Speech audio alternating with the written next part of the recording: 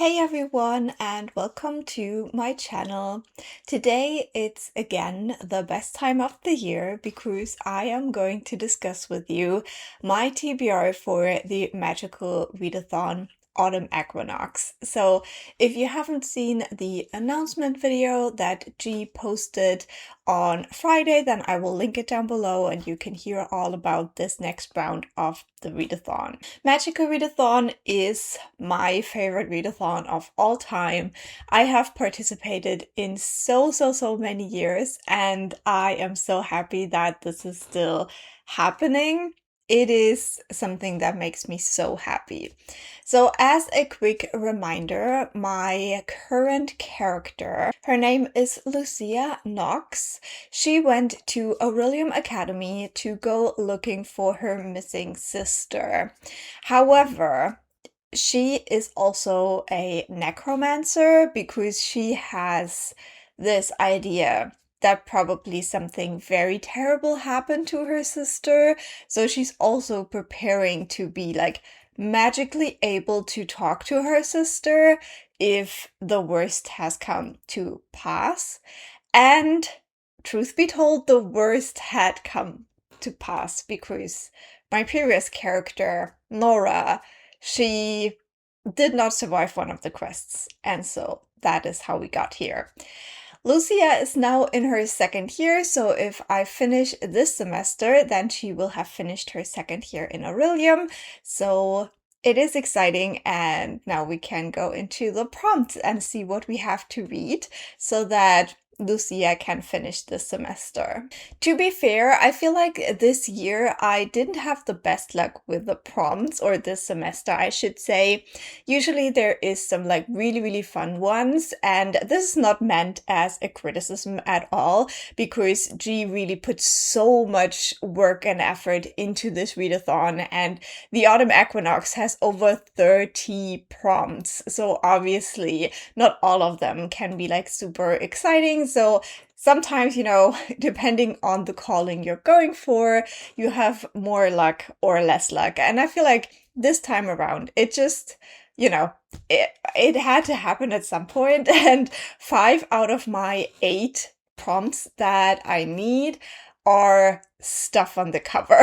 So yeah, I didn't find that to be like so exciting, but also I understand that these are kind of simple prompts because you don't have to know a lot of what like is in the book and stuff like that.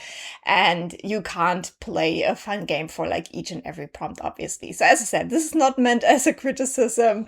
It's just what it is this time around. So for the Necromancer, we have 8 prompts, and in this round we do need different qualification levels for some of the subjects. So I'm going to start out with Conjuration because this is the one subject where we need all 3 levels. So that means we have to read 3 books for Conjuration. So for Ordinary, I think it is, we need a book with fog on the cover or in the title. And that was already like completely like throwing me off, like, what do you mean fog on the cover? So I went through my list of books that I currently own, and I think I found a book that can match this, where I would say it looks foggy on the cover. It's not an ideal readathon book, I would say, and that is The Count of Monte Cristo by Alexandre Dumas. Now, this is one of the authors I wanted to read this year, and it is one of the books that I wanted to read and vlog about and all of that. So it is good to have a reason to prioritize it now, and I will read it for this prompt. But I'm also scared because this book is long, and I have heard that the Alexandre Dumas books are very readable. So I hope that is true. I'm so scared of this one. Moving right along, the next prompt that we have, this one I think is no, it's not distinguished, qualified. Is this qualified? We have thriller. And for that, I think I want to continue on in a series. I usually like to read the books in the series for Magical Readathon because for me they are quite quick reads. And that is the Temperance Prentice series by Katie Reichs. And the next book I have to read for that is Crossbones. So I still need to order this one, but I hope that it will arrive in time. And then I can read the next book in this series. And then I think this one is distinguished. So the highest level for Conjuration is a triangle on the cover. And for this one, I have to like stretch things a little bit because there is in fact like triangles on a cover, but they make up a pentagram. So, but it is technically triangles, so I'm going with it. And that book would be Queen Bee by Juno Dawson. We're going to talk about this series in a second a little bit more, but this is a prequel novella to the Her Majesty's Royal Coven series by Juno Dawson. And I think having a novella on the list is very good. Now, you may see that I don't talk a ton about what the books are about in this TBR. If that's what you're interested in, I will have reading vlogs in the month of September. So if you want to hear me talk about these books in detail, that will happen in the vlogs. And usually I like to go into books not really knowing a lot about them. So that's why I can't really tell you a whole ton about it. Okay, the next class we need is spells and incantations, and this one we need to do 2 levels. So we're starting out with the ordinary again, and this is a book added to your TBR in the last month.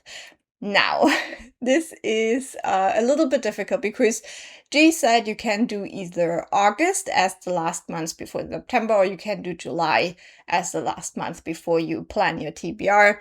I have not hauled any books in August, so I needed to do a July book, and I think I have actually the perfect one for this. This is a book that my best friend gave me, and September is going to be the month where I will be unemployed for the first time since 2017. And in 2017, I was unemployed for exactly 1 month.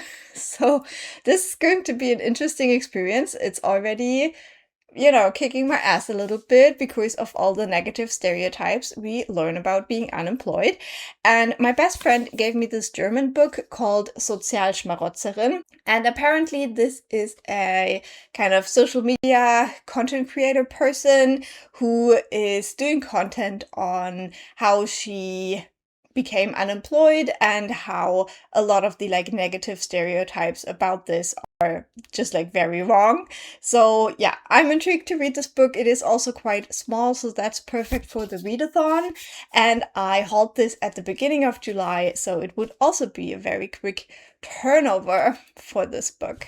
And then for the qualified, I think, in spells and incantations, we had this prompt. This was in theory quite a fun one, one of the very creative ones. However, it doesn't really work super well for me. So the prompt was to go to your shelves, close your eyes, touch somewhere, some book, and then count 7 books from there and read whatever you land on. Now, I don't have a huge TBR. The books you see behind me are all pretty much read, except for some series up there where, I'm making my way through the series. I haven't read all of the series books yet. So I couldn't really do the whole blindfolded thing. So what I did do is I just went to my TBR pile and I counted down 7 books and used the one that was there. And so the book that I got through that is another book I got as a gift from a friend. This is Witches, Bitches, It Girls by Rebecca Endler. This is again a German nonfiction book. However, this one is more feminist and we're looking at some women in history, I guess. So yeah, I always love reading books like this, so I'm very intrigued to start this one.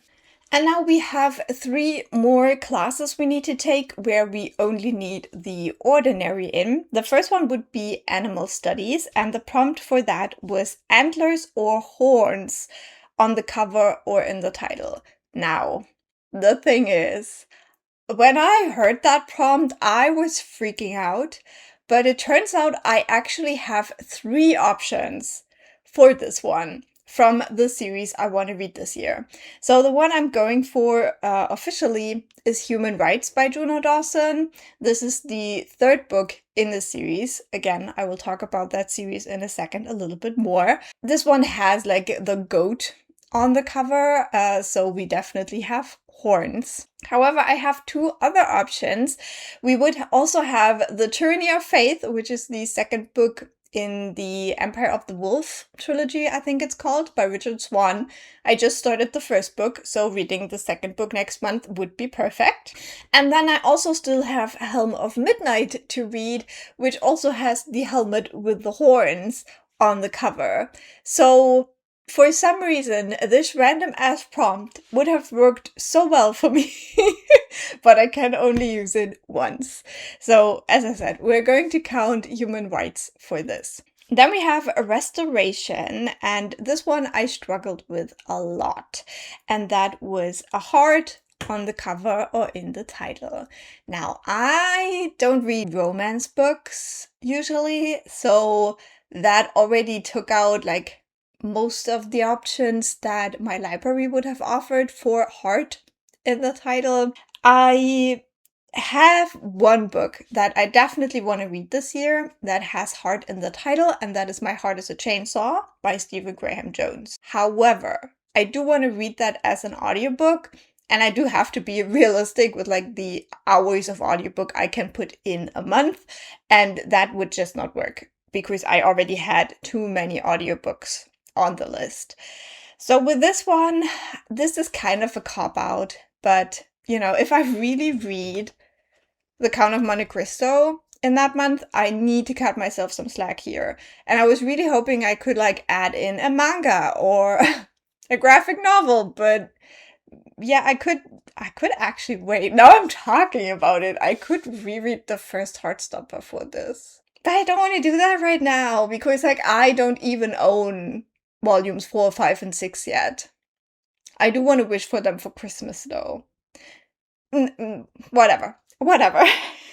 I guess a lot of people will probably read Heartstopper if they haven't already for this prompt. However, I've chosen a short story, but as long as you can log it on Goodreads, it counts, and you can. And that is The Telltale Heart by Edgar Allan Poe. Now, this is not something I'm like super interested in. I don't think Edgar Allan Poe is for me, to be honest. But, you know, if I can read like a 30-page short story, if it's even that long, and count it, I will. I just struggled. The heart was giving me a hard time. See what I did there? Okay. Last one we have is Demonology. Again, we only need the ordinary. And for that, we had to read a book with shadow in the title or in the series name. Don't know why it couldn't be on the cover for this one. The only book that I 100% want to read this year that has shadow in the title is a book I'm currently reading, and that is The Shadow Cabinet by Juno Dawson. So this is the 2nd book in the Her Majesty's Royal Coven series. And I have made the very difficult executive decision that because of that, I'm gonna stop reading the book now, and I will continue reading it closer to September. And I will use one of the, I think it's called the Scroll of Continuity. I use that one all the time. And that one allows you to start reading a book before the official start of the readathon and still count it.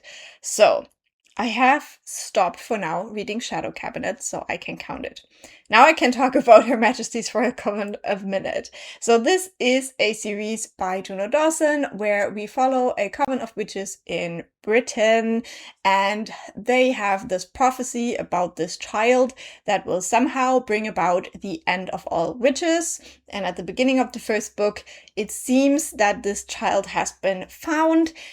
Stuff happens, like a lot of stuff happens, especially at the end of the 1st book. So I was struggling a little bit with the beginning of Shadow Cabinet because the author is taking quite some risks with this one, and I think they will pay off, but at the beginning of the second book, it is quite jarring. So maybe it's a good thing I take a little bit of a break before I return. I'm currently less than a fifth of the way in, so there is still plenty to read in September. So these are the books that I hope to read for the Magical Readathon. We will see how that goes. I'm still very, very scared that I put the Count of Monte Cristo on the list. Why did I do that? So wish me luck. Also, in the comments, please let me know, are you participating in Magical Readathon this round? And what is your calling? And what is the book on your TBR that you're most excited about? I would love to hear about that. You can also leave a like, that really helps me out. And I just hope you have so much fun with the readathon if you are participating. I know I will have the best time with it, and I already can't wait to share the vlogs with you and all of that. And I think with that, I'm going to say goodbye, have a lovely day, and see you soon.